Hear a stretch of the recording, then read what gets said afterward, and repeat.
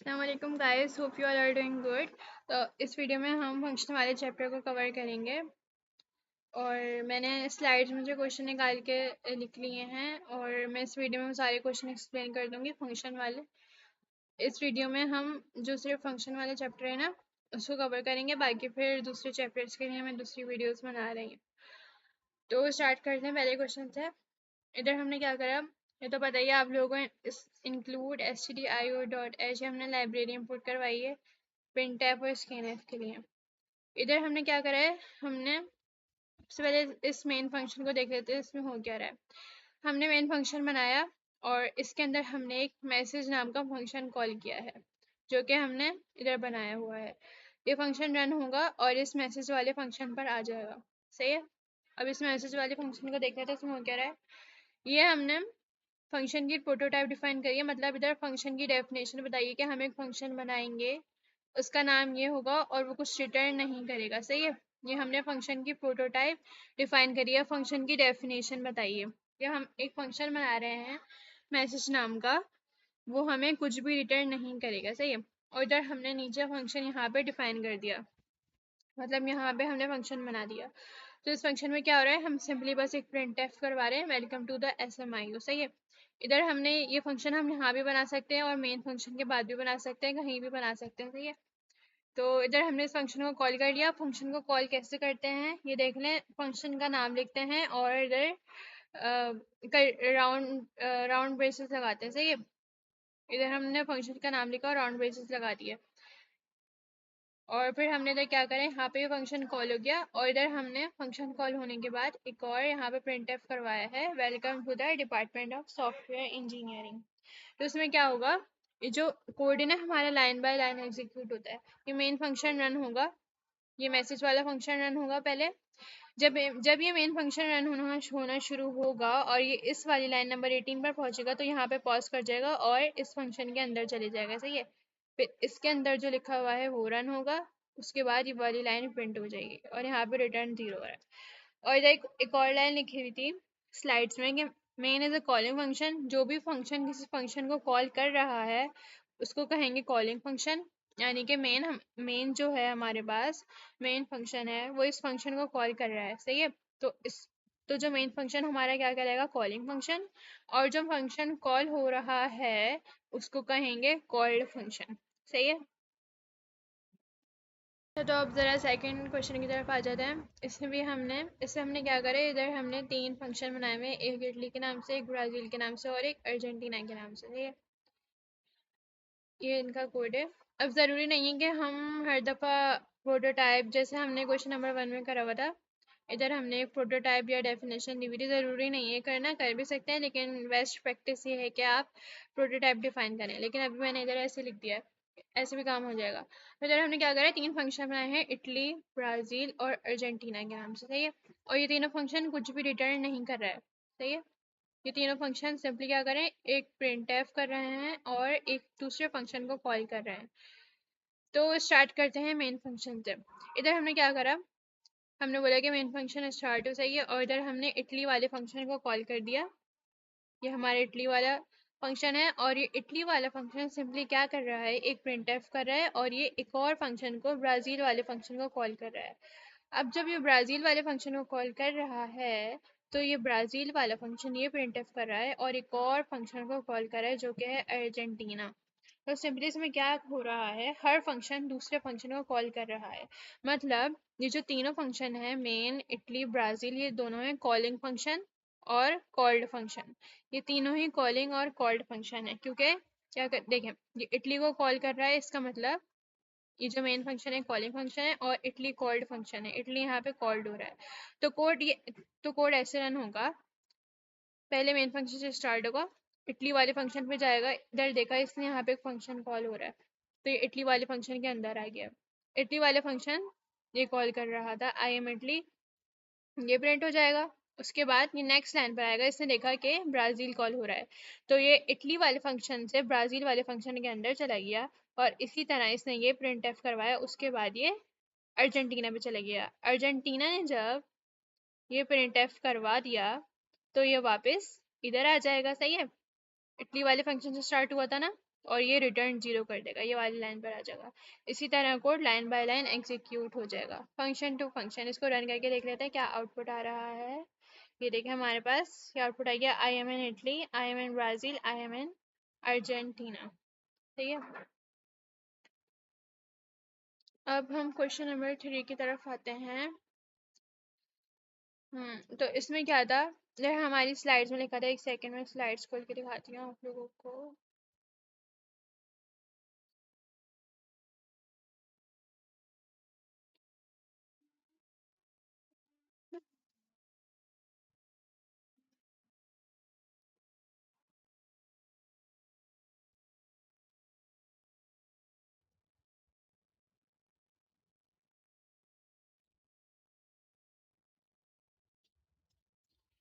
अच्छा, तो इधर क्या था, ये देखें इसमें ये था कि एक जो फंक्शन है वो दूसरे फंक्शन को कॉल कर रहा है, इटली ब्राज़ील को कॉल कर रहा है, ब्राज़ील अर्जेंटीना को कॉल कर रहा है।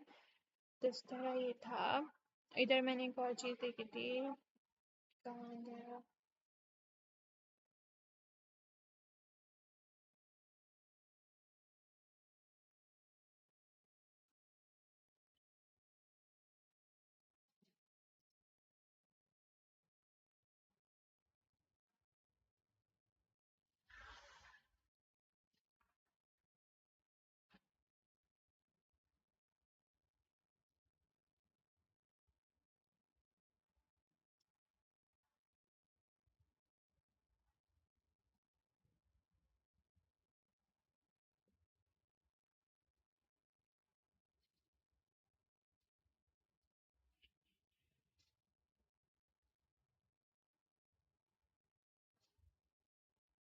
हाँ ये देखें इसमें क्या हो रहा है, इसमें ना लाइब्रेरी इधर इन्होंने लिखा हुआ है there are two types of function. अब हमारे पास ना दो तरह के फंक्शन होते हैं, लाइब्रेरी फंक्शंस और user defined function. Library function होते हैं जो सी लैंग्वेज में ना ऑलरेडी डिफाइंड हैं, जो हम किसी भी लाइब्रेरी को इंपोर्ट करके यूज करते हैं, उनको कहते हैं लाइब्रेरी फंक्शन। ये जैसे कि हमारे पास हो गया print type, scanf, catch, exit. तो और जो हमारे पास जो यूजर डिफाइंड फंक्शन है ना, वो ये वाले जो हमने खुद बनाए थे, जैसे इटली ब्राजील करके।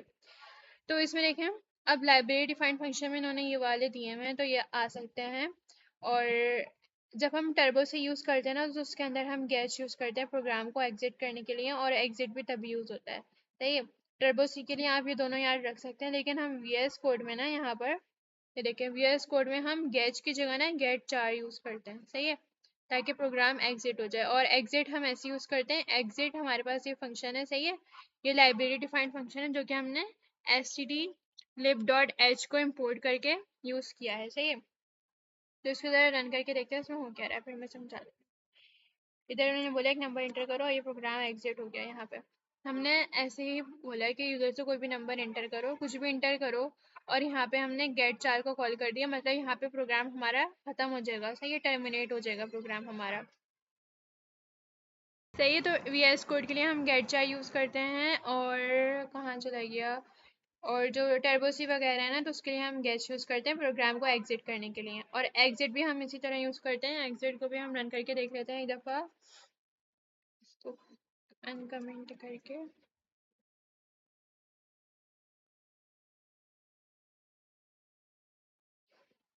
ये देखें इधर क्या हो रहा है, इधर हमने एक प्रिंट एफ करवाया, समथिंग वेंट रॉन्ग, और इधर हमने एग्जिट कर दिया। हमने बोला कि ये प्रिंट एफ करवाओ, उसके बाद जो है प्रोग्राम एग्जिट कर दो। अब जब एग्जिट हो जाएगा तो ये वाली लाइन प्रिंट नहीं होगी। सही है, जैसा कि इधर हुआ है, समथिंग वेंट रॉन्ग एग्जिटिंग, और फिर ये वाली जो लाइन है वो हमारे पास प्रिंट नहीं हुई है, क्योंकि प्रोग्राम एग्जिट हो गया। सही है, टर्मिनेट हो गया है। और एग्जिट के अंदर हमने 1 वैल्यू दे दी, मतलब जो है वो स्टेटस 1, जो एरर की जो वैल्यू है वो 1 है। इधर 2 भी दे सकते हैं, कुछ भी दे सकते हैं। सही है, तो ये दोनों हमारे पास प्रोग्राम एग्जिट करने के लिए यूज़ होते हैं। और अब हम ये वाले फंक्शन की तरफ आ जाते हैं। इधर क्या हो रहा है, कैलकुलेटिंग सम यूजिंग फंक्शन। अब इसको समझते हैं कि इसमें क्या हो रहा है। इधर हमने वैसे ही फंक्शन की प्रोटोटाइप डिफाइन करी हुई है, कि यहाँ पर हम इसको बता रहे हैं कंपाइलर को कि यहाँ पे हम एक फंक्शन बनाएंगे जो कि हमें रिटर्न वैल्यू करेगा इंटीजर, और उस फंक्शन का नाम होगा कैल्सम, और उसका जो पैरामीटर है ना, उसमें हम 3 इंटीजर्स देंगे। सही है, उसके बाद हमने यहाँ पे फंक्शन अपना डिफाइन कर दिया। इधर हमने इंटीजर रखा, नेम भी वही रखा, और इधर हमने 3 पैरामीटर दिए। सही है कि इधर हम जब कोई भी इस फंक्शन को कॉल करेगा तो उसको 3 पैरामीटर देगा। सही है, नंबर 1, नंबर 2 और नंबर 3। सही है, ये 3 पैरामीटर्स के नेम है, और इन तीनों को हमने यहाँ पे सम करवा दिया और इधर हमने रिजल्ट यहाँ से रिटर्न कर दिया, क्योंकि हमने बोला था कि ये फंक्शन इंटीजर वैल्यू रिटर्न करेगा, इसीलिए हमने यहाँ से रिजल्ट को रिटर्न करवाया। फिर हमने मेन फंक्शन में आए, हम इधर हमने बोला हमने 3 वेरिएबल बना लिए, और ऑब्वियसली आप स्कैन से भी ले सकते हैं। फिर हमने इस फंक्शन को कॉल करा। फंक्शन कॉल ऐसे होता है, फंक्शन का नाम और राउंड ब्रैकेट। सही है, और इधर हमने ए बी सी तीन हमने दे दिए इंटीजर, 3 इंटीजर वैल्यू दे दी। सही है, जैसे कि हमने इधर बोला था इसको 3 पैरामीटर्स मिलेंगे। सही है, इधर हमने यहाँ पे पास कर दी 3 वैल्यू।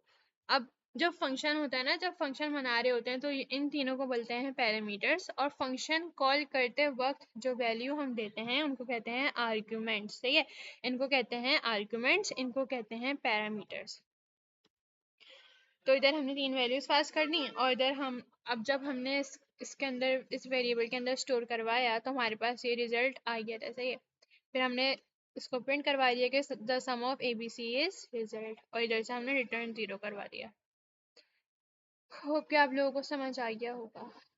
तो इधर देखें, the sum of ABC is 11। सही है, अब नेक्स्ट क्वेश्चन की तरफ मूव करते हैं। अच्छा, इधर स्लाइड्स में दिया हुआ था ये क्वेश्चन कि हमें क्या करना है, write a program that find the area and circumference of a circle using 2 functions. Area हमें मालूम करना है, सर्कमफेरेंस हमें मालूम करना है, और हमें जो लेना है रेडियस वो यूजर से लेना है। तो इधर हमने वापस से वही करा है। इधर हमने बोला कि इंक्लूड stdio.h। सही है, इधर हमने 2 डेफिनेशन हमने बोला है कि हम आगे जाके 2 फंक्शन बनाएंगे। सही है, एक का नाम होगा एरिया, एक का नाम होगा सर्कमफेरेंस, और ये दोनों जो है फंक्शन रिटर्न जो वैल्यू करेंगे वो होगी हमारे पास फ्लोट। अच्छा खैर, देखते हैं इसमें क्या हो रहा है। इसमें हो रहा है इधर हमने 2 फंक्शन बना दी। सही है, हमने बोला है कि यहाँ पे वही हमने फंक्शन डेफिनेशन यूज करी है, और हमने एक इधर पैरामीटर ले लिया आर नाम से, रेडियस नाम से। सही है, इधर हमने वैल्यू रिटर्न करवा दी। आर एरिया का जो फॉर्मूला था वो क्या होता है, पाई आर स्क्वायर। सही है, और सर्कमफेरेंस का होता है 2 पाई आर। तो हमने इसको मल्टीप्लाई कराया सिंपली, जो भी हमारे रेडियस मिलेगा वो इधर आ जाएगा। फिर हमने फंक्शन बनाया मेन फंक्शन, इधर हमने रेडियस ले लिया यूजर से। सही है, और इधर हमने बोलिए कि एरिया ऑफ सर्कल ये है, सर्कमफेरेंस ऑफ द सर्कल ये है, और इधर हमने इस प्रिंटफ के अंदर ही फंक्शन को कॉल कर दिया। एरिया के अंदर रेडियस पास कर दिया और सर्कमफेरेंस के अंदर भी रेडियस पास कर दिया। तो इधर हमें कौन सी वैल्यू मिल जाएगी, ये वाली, और इधर हमें कौन सी वैल्यू मिल जाएगी, ये वाली। तो अब नेक्स्ट क्वेश्चन की तरफ मूव करते हैं। अच्छा, अब ये हैं हमारे पास लाइब्रेरी डिफाइंड फंक्शन जो हमें लाइब्रेरी से मिलते हैं, और इधर हमारे पास स्लाइड्स में भी ये हैं। ये रहे, ये वाले सारे जो है ना, ये लाइब्रेरी डिफाइंड फंक्शन है। सही है, इसमें क्या होता है, SQRT में क्या होता है, हमें स्क्वायर रूट मिलता है, एक्सपोनेंट में हमें एक्सपोनेंट की पावर मिलती है, e की पावर x मिलती है, log 10 log वगैरह में x वो log मिल जाता है, और इसमें हमें पॉजिटिव वैल्यू मिलती है। सही है, x की जो भी पॉजिटिव वैल्यू होती है। तो इधर देख लें, इधर हमने डबल लिया है। डबल मतलब डबल की जो इंटीजर की रेंज होती है ना, मतलब पॉइंट्स की रेंज होती है, पॉइंट के बाद वाली जो वैल्यू होती है उसकी रेंज ज़्यादा होती है। और इधर हमने डबल इसलिए यूज़ करा है क्योंकि ये वाले जो लाइब्रेरी डिफाइंड फंक्शन होते हैं ना, ये डबल वैल्यू एक्सपेक्ट करते हैं। मतलब इनको फ्लॉट वाली वैल्यू नहीं चाहिए होती, इनको डबल वैल्यू देंगे जब ये सही वर्क करेंगे। तो इन फंक्शन को यूज़ करने के लिए सबसे पहले क्या करना होता है, हमें एक लाइब्रेरी इंपोर्ट करवानी होती है, वो होती है हमारे पास math.h। सही है, math.h हमने इंपोर्ट करवाया, तभी हम इनको यूज़ कर सकते हैं। तो इधर हमने क्या करा, हमने सबसे पहले प्रिंटफ में ये करा है, SQRT का फंक्शन कॉल करा है, और वही बात है, ये फंक्शन कहाँ से आया, ये लाइब्रेरी डिफाइंड फंक्शन है, और ये कहाँ से आया है, math.h की लाइब्रेरी से आया है। SQRT के अंदर हमने 25 करा, मतलब हमने एज अ आर्ग्यूमेंट इधर 25 पास करा, तो हमें इसका आउटपुट देखने के मिल जाएगा, वो भी हम रन करके देखेंगे। और इस तरह एक्सपोनेंट के फंक्शन में हमने 2 पास किया, लॉग के फंक्शन में हमें 10, ये 10 का लॉग बता देगा, और लॉग 10 हमें 1000 का log 10 बता देगा, ये सही है। और FABS में क्या होगा, हमें इसकी पॉजिटिव वैल्यू रिटर्न करेगा, मतलब ये 9.0 है तो हमें -9.0 है ना, तो ये हमें 9.0 रिटर्न करेगा। और दूसरी बात, ये .2f का मतलब क्या है, .2f का मतलब है कि जो इसका आउटपुट आएगा ना वो पॉइंट के बाद 2 डिजिट होंगे, सही है, 2 से ज्यादा डिजिट नहीं होंगे। अब इसको हम रन करके देख लेते हैं। सेकेंड, ये देखें, इधर हमारे पास इसका आउटपुट आ गया है। एसक्यूआरटी में इसने हमें स्क्वायर रूट दे दिया 25 का, 5.00, पॉइंट के बाद 2 वैल्यूज है बिकॉज ऑफ .2f। और एक्सपोनेंट की पावर इसने दे दी 7.39 log 10 log 100, और FABS को इसने पॉजिटिव करके हमें रिटर्न कर दिया है। सही है, उम्मीद है आप लोगों को ये समझ आया होगा। उसके बाद क्वेश्चन नंबर 7 की तरफ मूव ऑन करते हैं। तो इधर ये देखें, इधर हमने फिर से डबल वैल्यू लिया है, दो इंटीजर लिए हैं डबल के, num1 num2, और इधर हमने एक और वेरिएबल लिया है angle degree for angle radius निकालने के लिए। ये मैथ के फंक्शन है जिसमें हमें साइन कॉस और टेन वगैरह यूज करना होता है, तो इसके लिए हमें इसकी नीड है। अगर फॉर एग्जांपल आ गए तो आप लोग कर सकते हैं इनको समझकर। तो इधर हमने क्या करा है, सील लिया है। अब सील का काम क्या होता है, जैसे हमारे पास 5.3 है ना, हमने सील के अंदर 5.3 पास करा, तो हमें क्या रिटर्न करेगा, ये हमें 6 रिटर्न करेगा। और अब देखिए फ्लोर है, तो फ्लोर हमें क्या रिटर्न करेगा, 2 रिटर्न करेगा। सील हमें बाद वाली वैल्यू रिटर्न करता है, और जो फ्लोर है ना वो हमें पहले वाली वैल्यू रिटर्न करता है। जैसे कि सील के अंदर हमने 5.3 पास किया तो ये हमें 6 रिटर्न करेगा, और फ्लोर के अंदर हमने 5.3 पास किया तो ये हमें 5 रिटर्न करेगा। और पावर का फंक्शन हमें 2 नंबर की पावर देता है, सही है, जैसे कि 3 और 3 पास करेंगे तो 3 की पावर 3 क्या होता है, 27। और एफ मोड में क्या होता है, एफ मोड में इसको रन करके देखते हैं, एक सेकेंड, एफ मोड में क्या होता है।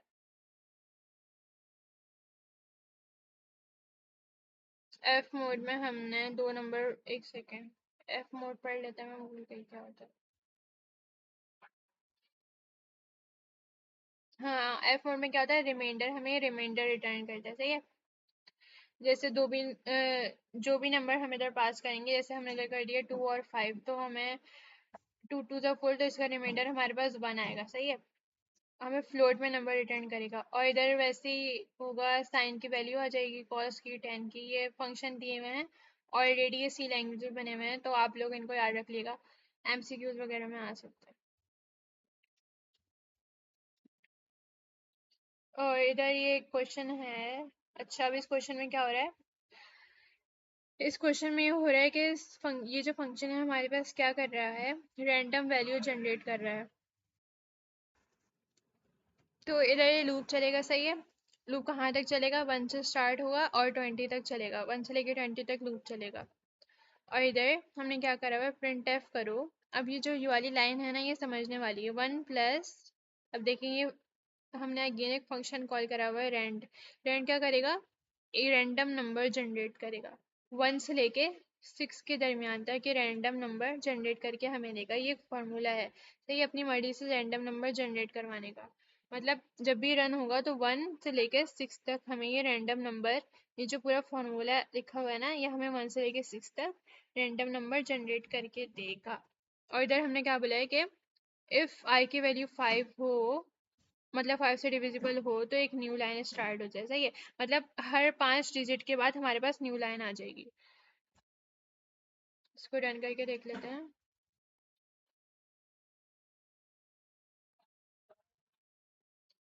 एक सेकेंड, यहाँ पे क्या,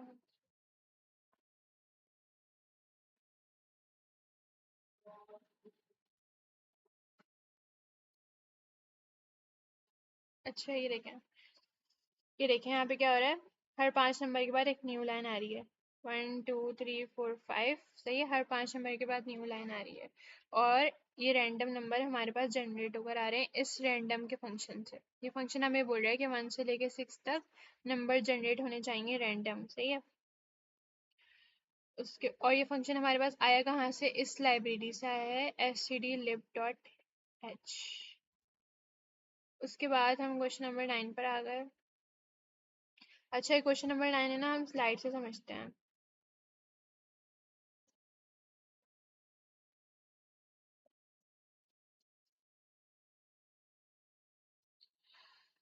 तो क्वेश्चन नंबर 9 में ये हो रहा है, हमने 3 लाइब्रेरी यहाँ पे इंपोर्ट करवाई है, सही है, stdio conio और stdlib.ah, सही है।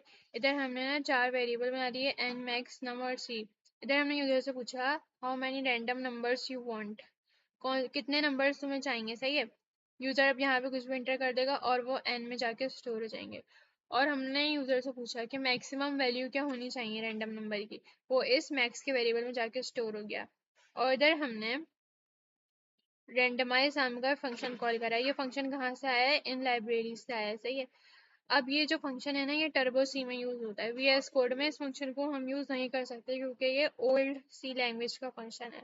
तो इधर हमने रेंडमाइज फंक्शन यहाँ पे कॉल करवाया है ताकि हम इस रैंडम फंक्शन को यूज कर सकें, सही है। ये याद रखने वाली बात है, अगर हम इस रैंडम फंक्शन को यूज करेंगे तो इस रेंडमाइज फंक्शन को हम यहाँ पे कॉल करवाएंगे। फिर हमने एक लूप चलाया, हमने बोला कि सी का लूप चलाओ, सही है, सी लेस देन एन होना चाहिए। अब एन क्या था, हमने बोला था कि कितने नंबर यूजर को चाहिए, तो हम 1 से लेके उस नंबर तक लूप चला देंगे और यहाँ पे इस रैंडम के अंदर मैक्सिमम वैल्यू पास कर देंगे कि हाँ भाई यहाँ तक हमें नंबर जनरेट कर दे दो मैक्सिमम, और वो नंबर हमारे पास प्रिंट होके आ जाएंगे। और गैस तो वही बताया था टर्मिनेट के लिए, सही है।